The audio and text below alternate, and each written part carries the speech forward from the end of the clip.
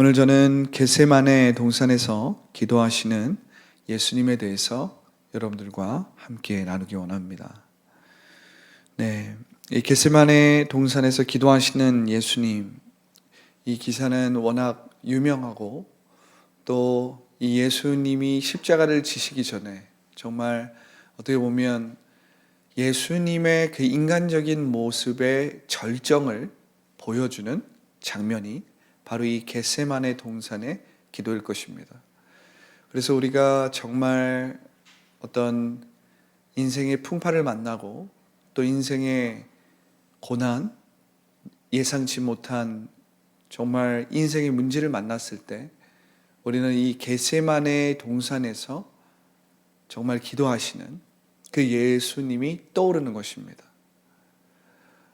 제 기억에는 저희 집에 이 예수님에 대한 그 그림이 한 두 가지가 있었는데, 그 한 가지는 그 예수님의 어떤 이런 초상화 같은 이런 그림이었고, 예수님의 얼굴에 그 예수님 이 머리에 이 어떤 그 동그란 이런 오로라처럼 이렇게 그 성인들에게 보이는 그 오로라 같은 것이 그려져 있는 그러한 그림이었고, 또 한 그림은 바로 예수님께서 그 큰 바위에 자신의 몸을 완전히 눕히시고 거의 몸을 축 늘어뜨린 채로 예수님께서 기도하시는 장면, 그리고 하늘에는 이 예수님을 향해서 이 잔잔한 빛이 이렇게 쏟아지는 그러한 그림이 이 어릴 적에 우리 집에 이렇게 걸려 있었던 것을 제가 이렇게 잔상으로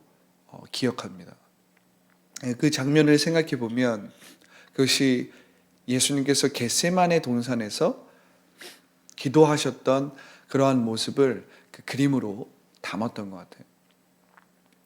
그만큼 그 겟세마네 동산에서 기도하시는 그 예수님, 그리고 그 기도하시는 예수님의 모습, 이건 정말 예수님의 이 인간적인 모습, 그것을 조금 어려운 말로 해서 예수님의 신성이 아니라 예수님의 그 인성이 절정으로 보이는 그 사건이 바로 이 겟세마네 동산에서 기도하시는 예수님입니다. 할렐루야. 이 겟세마네라는 것은 이 기름을 짜는 이런 의미가 있습니다. 그래서 이 겟세마네에서 올리브를 이렇게 짜는 이미지가 이 겟세마네라는 이름에 있는데, 아마도 이 겟세마네 동산이 그렇게 올리브를 이렇게 짜는 그러한 장소가 아니었나. 그래서 그런지 정말 이곳에서 예수님께서 제자들과 함께 이곳에 종종 오시곤 했는데, 이곳에서 기도하시고 그러셨던 것 같은데, 어떻게 보면 이 겟세마네 동산이 정말 예수님의 그 진액을 짜내는 그러한 장소였다는 것입니다. 할렐루야. 오늘 말씀을 좀 읽어보겠습니다. 32절입니다. 그들이 겟세마네라 하는 곳의 이름에 예수께서 제자들에게 이르시되 내가 기도할 동안에 너희는 여기 앉아있으라 하시고, 33절이에요. 베드로와 야고보와 요한을 데리고 가실새 심히 놀라시며 슬퍼하사, 34절, 말씀하시되 내 마음이 심히 고민하여 죽게 되었으니 너희는 여기 머물러 깨어있으라 하시고, 35절, 조금 나아가사 땅에 엎드려 될 수 있는 대로 이때가 자기에게서 지나가기를 구하여. 예수님의 이 괴로움과 예수님의 그 인간적인 그 마음 가운데 있는 그 정말 진액을 토하시는 그러한 모습이 바로 이 말씀에서 그대로 나타나 있는 것입니다. 우리가 이 마가복음을 이 모든 이 요한복음과 공간복음에 있어서 가장 먼저 쓰여진 복음서라는 것을 우리가 생각해 볼 때, 이 예수님의 겟세마네 동산에서의 이 모습은 이 모든 제자들에게 어떻게 보면 정말 인상 깊었던 것 같아요. 마가에게 있어서도 이 이 겟세마네 동산에서 기도하시는 예수님, 그리고 그 겟세마네 동산에서 기도하시는 그 예수님의 심정, 이러한 것들이 아주 절절하게 그려지는 것을 보면 이 마가복음은 이 베드로의 경험과 베드로의 이 인터뷰, 한마디로 이야기하면 인터뷰죠. 베드로의 그 보고의 기초에서 마가가 이 베드로와 함께 이렇게 만들었던 복음서라고 알려져 있습니다. 그러니까 어떻게 보면 베드로에게 있어서 이 예수님의 고난 주간, 이 고난 주간에 당시의 베드로는 예수님이 어떠한 심정이었는지 거의 잘 이해하지 못했던 것 같아요, 제자들은. 그런데 이 예수님께서 십자가를 지기 전에 기도하셨던 그 겟세마네 동산에서 자신의 그 괴로움을 토하듯이 이야기하셨던 그 모습이 그 베드로에게 있어서는 굉장히 깊게 선명하게 남아 있었던 것 같아요. 그러니까 베드로가 마가에게 이제 이야기하면서 이제 보고를 했을 거 아니에요. 예수님이 그때 어떻게 기도하셨는지. 자신은 그때는 알지 못했다. 자신은 그때는 예수님이 얼마나 괴로우시고, 아니 왜 예수님께서 이렇게까지 괴로워하시지? 전혀 알지 못했어요. 예수님께서 원래 하나님을 사랑하시고, 예수님은 보통 분이 아니시고, 예수님은 항상 하나님 나라를 선포하시면서 하나님에 대해서 알려주시니까 오늘도 그날이 왔나 보다. 그냥 인간적으로 생각하면 제가 그냥 인간적으로 베드로의 그때 상태, 당시의 상태를 이야기하자면 그냥 그렇게 오늘 또 우리 목사님 또 은혜 받으셨네. 오늘 또 아무개 집사님 깊이 은혜를 받고 있네. 그냥 이제 걷는 모습을 보면서 우리가 그냥 그렇게 오늘 그분이 오셨나 보다, 이렇게 생각을 하는 거예요. 근데 정말 당시에 제자들의 이 모습을 보면 그들은 알지 못했어요.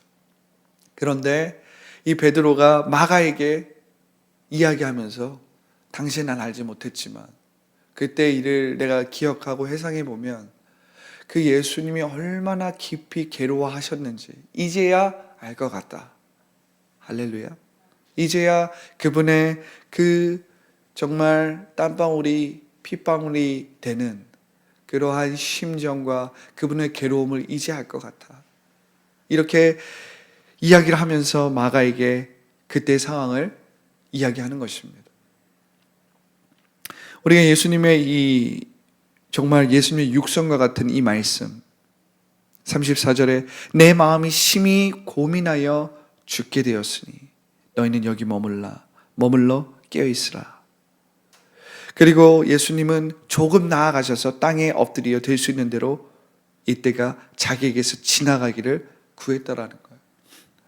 예수님은 11제자죠. 당시엔 가룟 유다가 함께하지 않았으니까 11제자, 또 11제자 말고도 다른 무명의 제자들이 몇 명 더 따라와서 함께 했을지 모릅니다. 여튼 다른 제자들이 있었어요. 그리고 그 제자들을 이젠 기도하라고 머무르게 한 뒤에 베드로, 요한, 야고보를 또 그 세 명을 또 따로 이렇게 불러서 조금 더 깊이 들어가셔서 더 개인적인 기도를 합니다. 그리고 그 세 명에게는 다시 한번 또 이야기를 해요. 나를 위해서 기도해라. 너희가 여기서 깨어있기를, 시험에 들지 않게 기도해라. 어떻게 보면 예수님은 지금 굉장히 괴로운 상태였기 때문에 예수님은 자신의 그 괴로움과 자신의 그 힘든 마음을 그래도 자신들의 제자에게 좀 나눔으로써, 그리고 자신을 위해서 또한 기도를 해달라는 어떤 그런 중보 기도를 통해서 지금 이 어렵고 힘든 이 마음을 조금이라도 덜어내고 싶으셨을 거예요. 특별히 베드로, 요한, 야고보는 예수님의 그 첫 제자들이거든요. 그들은 예수님과 다른 제자들도 마찬가지겠지만 그들은 특별히 예수님의 첫 제자로서 굉장히 또 남다르게 예수님이 다른 제자와는 또 다르게 애정이 있으셨어요. 그리고 그들을 때때로 아주 예수님이 홀로 이렇게 산에 올라가시거나 그럴 때 자주는 아니지만 종종 데려가기도 했습니다. 뭐 변화산 사건이라든지. 그래서 그들을 예수님께서 깨어있기를 기도해라 하고 이제 예수님은 또 기도하시는 것입니다. 이 잔이 내게 지나가기를.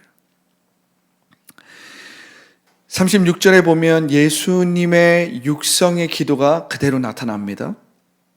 자, 한번 읽어보겠습니다. 36절이에요. 이르시되 아빠 아버지여, 아버지께는 모든 것이 가능하오니 이 잔을 내게서 옮기시옵소서.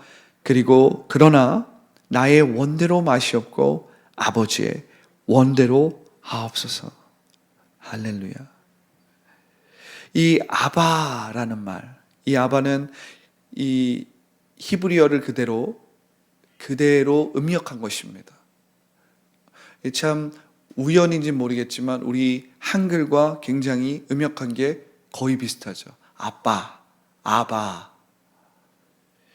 이 이스라엘 백성들도 기도할 때 하나님을 일반적인 일은 아니었지만 아버지라고 부르기도 했습니다. 아버지라고 부르기도 했어요. 그것이 일반적인 건 아니었지만 아버지라는 호칭을 쓰기도 했습니다. 그런데 예수님은 그보다 더 깊이 나아가서 아바. 이 아바, 아빠라는 것은 일반적으로 하나님을 부르는 그러한 호칭은 아니었어요. 아버지라고 부른 것도 사실 일반적인 그러한 호칭이 아니었거든요. 감히 하나님을 아버지라고 부를 수 없었기 때문에. 그러나 아버지라는 말은 종종 불렀을 수 있지만 이 아바라는 말은 부르지 않았던 것 같아요.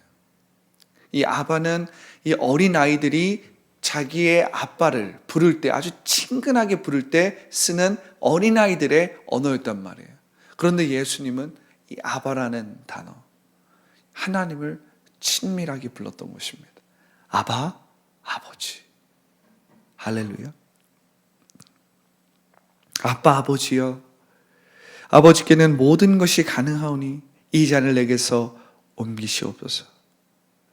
여기서 잔이라는 것은 이 구약에서 잔은 이 분노를 담는 이미지입니다. 하나님의 분노, 하나님의 진노를 담는 그러한 이미지가 잔이에요, 잔. 이 잔을 내게서 옮겨달라는 것은 무슨 말씀입니까?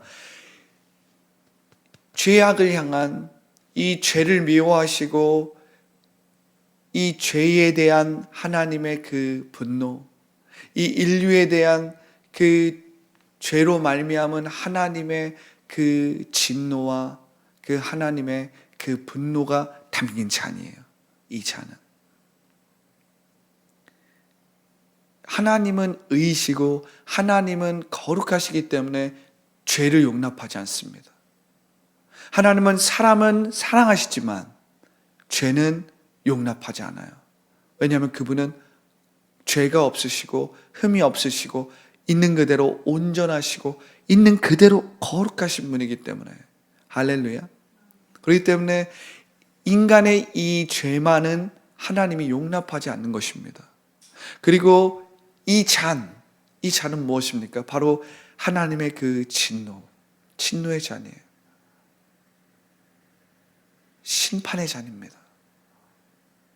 예수님은 이 잔을 내게서 옮겨달라고 먼저 기도하는 것입니다.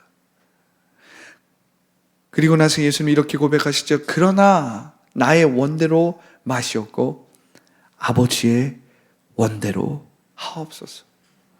이 겟세마네 동산의 그 절정의 기도에는 예수님의 십자가의 고백이 있는 거예요.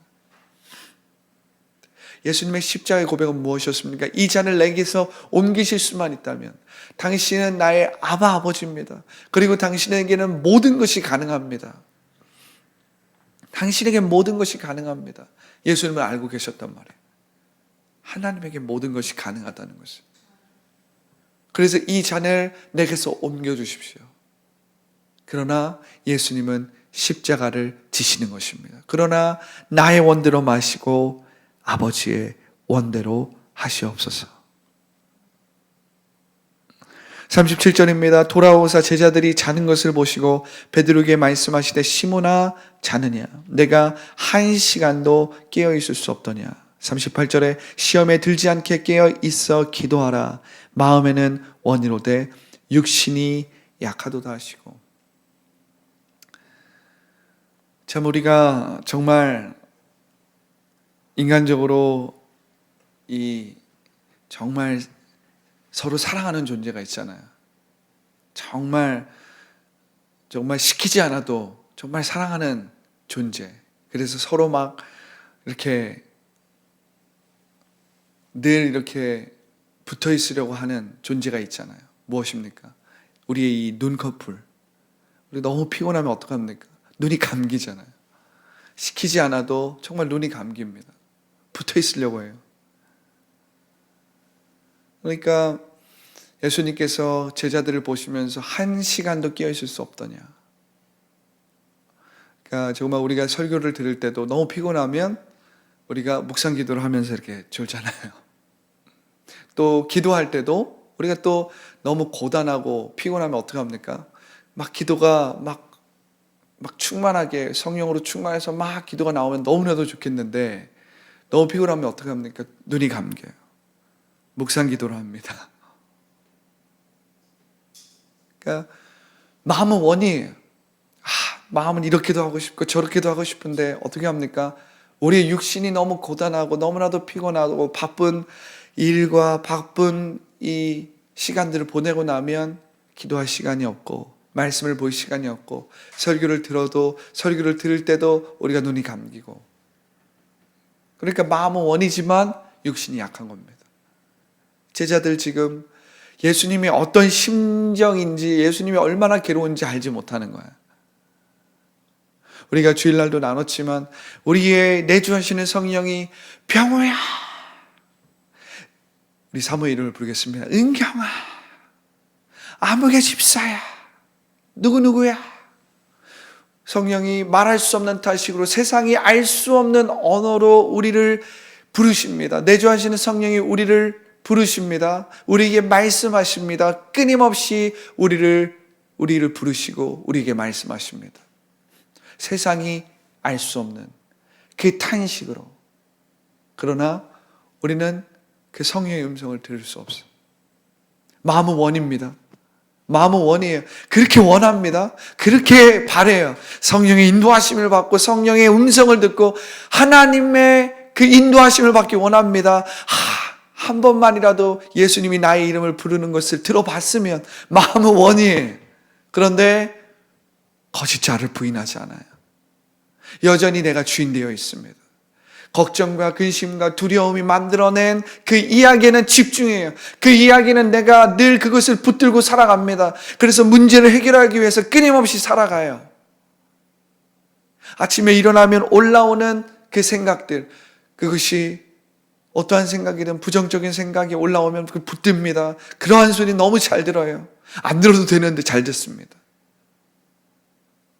육신이, 마음은 원인데 육신이 약하니까 이 육신을 부인해야 하나님 주의 성령의 음성을 듣는데, 육신을 부인할 줄 알아야 예수님의 그 마음과 예수님의 사랑과 예수님의 그 은혜를 우리가 체험하면서 마음 가운데 그 은혜가 주는 감사와 기쁨과 평강과 능력을 체험하는데, 우리가 아침에 일어날 때 내가 그리스도와 함께 십자가에 못 박혔나니 이 고백을 하지 않는 거예요.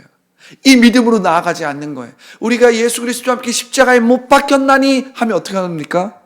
내 안에 그리스도께 살아계시잖아요. 그러면 내 안에 나를 불러주시고 나를 인도해 주시고 내게 말씀하시는 성령의 음성이 들리는데, 느껴지는데, 그분의 마음이 느껴지는데, 그때 내게 막 올라오는 것이 무엇입니까? 부정적인 생각이 아니에요. 걱정과 근심과 두려움이 아니에요. 눈에 보이는 상황과 환경에 의한 어떤 그러한 것들이 아니에요. 하나님의 말씀이 올라옵니다. 나를 사랑하시는 하나님의 말씀이 올라와요. 그 말씀대로 느끼는 것입니다. 말씀대로. 할렐루야. 마음은 원이로되 육신이 약하도다. 이 육신을, 이 육체의 생각을 십자가에 못 박아야 되는 거예요. 육체의 생각은 사망이요 영의 생각은 평안과 생명이니라. 너희가 육신대로 살면 반드시 죽을 것이로되 영으로서 육체 행실을 죽이면 살리니. 성령은 살리는 영이거든요. 살리는 영이에요. 복음은 역설적인 것입니다. 십자가는 역설적인 능력인 거예요. 죽으면 부활 생명을 체험하는 것입니다. 비우면 하나님이 채워주심을 체험하는 것입니다. 내가 나를 낮추고 내려놓으면 하나님이 나를 들어 올리시는 것을 체험하는 것이 십자가의 능력이라는 거예요. 할렐루야. 예수님께서 다시 그들에게 말씀하시고 다시 나아가 동일한 말씀으로 기도하십니다. 39절이에요. 다시 나아가 동일한 말씀으로 기도하시고, 참 이 말씀을 보면 인상 깊죠. 동일한 말씀으로. 그러니까 예수님께서 아버지여, 아버지께는 모든 것이 가능하오니 이 잔을 내게서 옮기시옵소서. 그러나 나의 원대로 마시옵고 아버지의 원대로 하옵소서. 이러한 말씀, 동일한 말씀으로 기도하셨다라는 거예요. 나의 원대로 마시옵소서. 주님, 하나님 나를 인도하시옵소서. 하나님 나를 통치하시옵소서. 하나님 주님의 뜻대로 나를 이끌어 주시옵소서. 말씀대로 기도하셨다는 거예요. 동일한 말씀으로. 여러분, 우리가 왜 동일한 말씀으로 선포해야 되는지를 우리가 이 말씀을 통해서 볼 수 있는 것입니다. 아니 목사님 그 똑같은 말씀인 것 같은 뭘 그걸 계속 선포합니까? 여러분, 정말 여러분들이 말씀의 능력을 깨닫기 시작하면 말씀을 반복해서 선포할 때 계속해서 새로운 은혜가 부어진다는 것을 체험하게 되는 거예요. 아니 똑같은 말씀을 선포하는데, 똑같은 말씀을 읽는데, 똑같은 말씀을 고백하는데 그 똑같은 말씀을 선포할 때마다 어떻게 됩니까? 능력이 식상하고 줄어들고 질리고 똑같은 말씀이야, 지루해, 이게 아니라 오늘 선포했던 그 말씀이 내일 선포할 때 더 깨달아지고, 오늘 선포했던 말씀이 그 다음 믿음으로 성령으로 선포할 때 내가 알지 못했던 것, 내가 깨닫지 못했던 것, 내가 미처 이해하지 못했던 것을 깨닫게 되고 알게 되고, 그럼으로써 믿어지고 새 힘이 부어지고 더 새로운 은혜가 부어진다는 거예요. 말씀에는 오묘한 능력이 있습니다. 오묘한 능력이 있는 거예요. 마치 이것은 시간이 지나면 지날수록 더 숙성되어서 더 진해지는 것과 같아요. 더 깊어지는 것과 같아요. 그 말씀에 대한 그 수준이 훨씬 더 달라지는 것입니다. 그 퀄리티가 달라지는 거예요. 그러면 그 말씀이 주는 그 새로움은 이로 말할 수 없는 것입니다. 그냥 똑같은 말씀이 아니에요. 우리가 세상 가운데서 보았던 것은 그냥 똑같은 것을 계속 선포하고 똑같은 것을 계속 이야기하면 질리고 또 뭔가 지루할 수 있고 뭐 더 없어? 그럴 수 있지만 하나님의 말씀은 살아서 운동력이 있어서 내 안에 역사하거든요. 우리가 그것을 경험하기 시작하면 말씀이 꿀송이처럼 달달하는 것을 체험하게 되는 것입니다. 할렐루야. 할렐루야. 예수님은 똑같은 말씀으로 또 가셔서 기도하시는 거예요. 언제까지? 그 말씀이 내 안에서 온전히 역사하기까지, 그 말씀이 내 안에서 온전히 믿어지기까지 그 같은 말씀으로 기도하는 거예요. 우리는 언제까지 말씀을 선포해야 되냐? 내가 그 말씀을 통해서 온전히 변화될 때까지 말씀대로 말할 줄 알아야 되는 거예요. 할렐루야. 그 말씀이 나를 온전히 회복하고 나를 온전히 치유할 때까지 우리는 말씀대로 말할 줄 알아야 된다는 사실입니다. 할렐루야.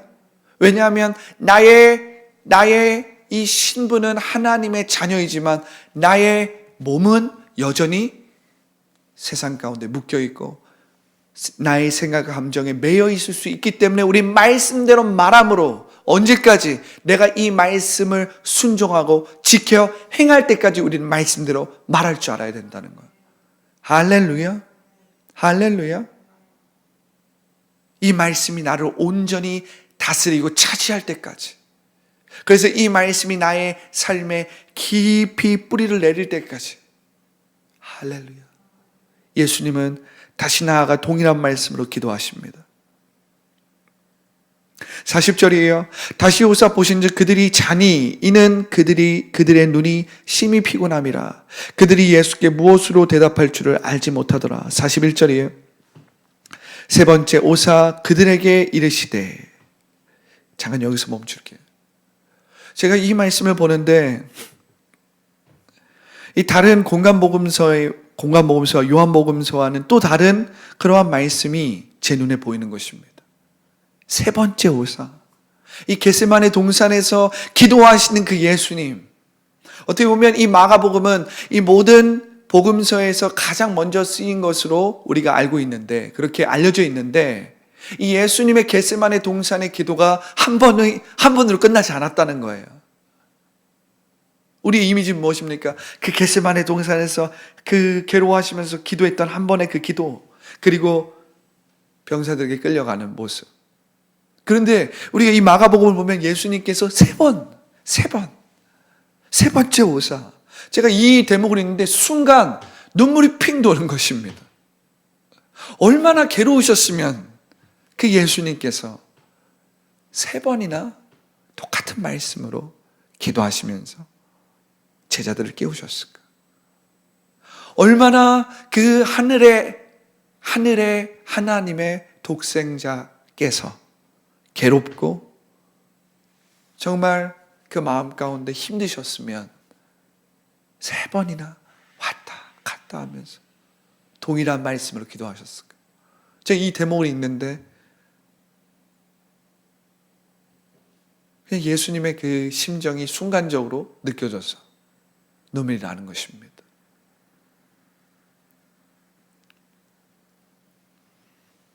그런데 이 세 번째 예수님께서 오셨을 때는 이미 예수님이 그 말씀으로 충만하셨고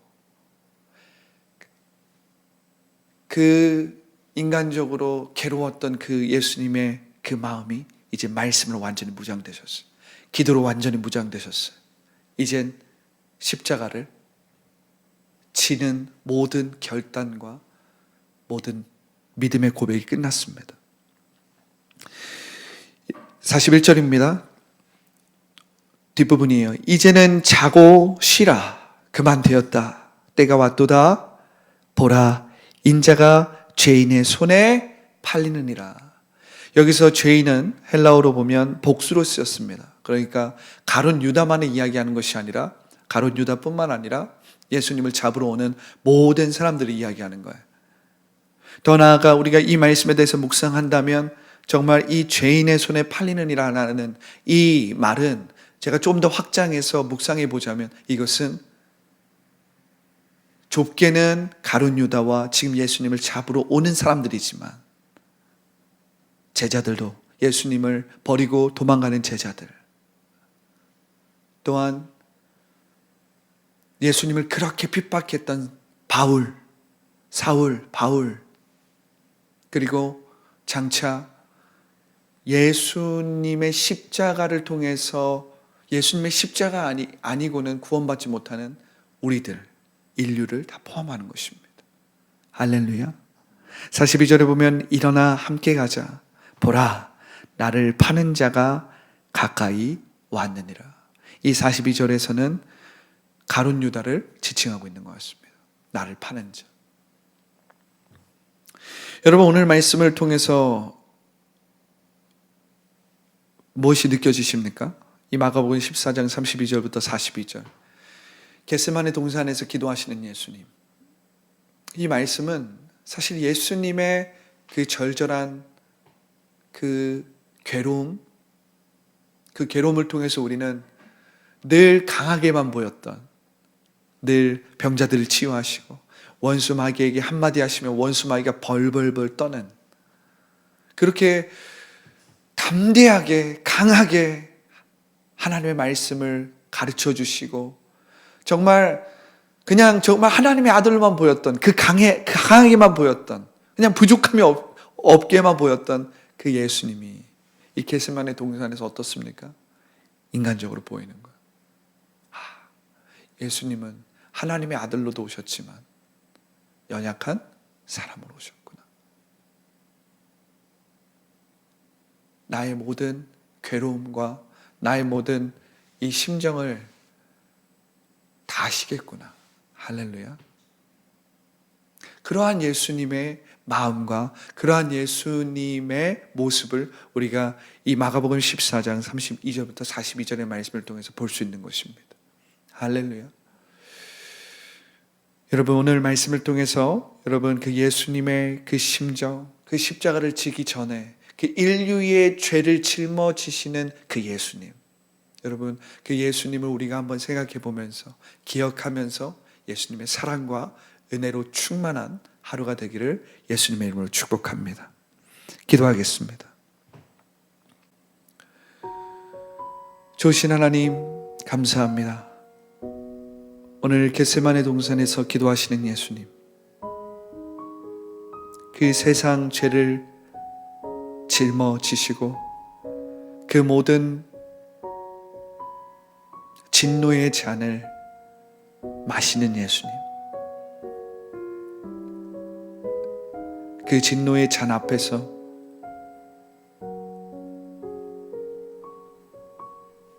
정말 괴롭고 두렵고 정말 그 예수님의 심정을 우리가 다 헤아릴 수 없지만 오늘 말씀을 통해서 예수님의 그 깊은 고뇌와 사랑과 희생을 기억합니다. 그리고 그 예수님의 고뇌, 사랑, 희생을 통해서 십자가의 능력을, 십자가의 사랑을, 십자가의 은혜를 체험합니다. 깨닫습니다. 그리고 그것을 내 마음에 새깁니다. 성령님, 주님의 이 깊은 사랑으로, 주님의 깊은 그 은혜로 우리의 마음 가운데 채워주시니 감사합니다. 채워주시니 감사합니다. 주님의 이 사랑으로 우리가 살아가는 것입니다. 주님의 이 은혜로 우리가 오늘도 일어날 수 있는 것입니다. 오늘 예수님의 이름으로 또 예수 그리스도의 보혈로 아무리 힘들고 어렵고 내 앞에 있는 현실과 상황과 환경이 열악할지라도 힘들지라도 문제가 커 보일지라도 오늘 이 예수님의 사랑 안에서 예수님의 은혜 안에서 이 문제와 어려움을 말씀대로 말함으로 뛰어넘을 수 있도록 주여 세라이프교회 성도들 한 명 한 명 축복하여 주시옵소서. 예수님의 이름으로 기도합니다. 아멘.